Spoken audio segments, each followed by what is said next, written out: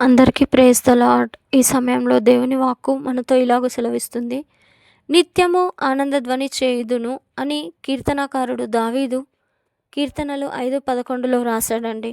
అవును, మనము ప్రతి విషయంలో ఆయన యొక్క మహిమను గణపరిచే వారిగా ఉండాలి. ఎందుకంటే ప్రతినిత్యము ఆయనను స్తుతించే వారిగా మనం ఉండాలి. ఎందుకంటే స్తుతించేవారు దేవుణ్ణి మహిమపరుస్తున్నారండి. ఇదిగో నీకెవరైనా సహాయం చేసినప్పుడు నువ్వు తిరిగి రిటర్న్ ఇచ్చేటప్పుడు తప్పకుండా నువ్వు థ్యాంక్స్ చెప్తావు కదూ. ఒక మనిషే నీకు సహాయం చేస్తే నువ్వు థ్యాంక్స్ చెప్పి రిటర్న్ ఇస్తావు.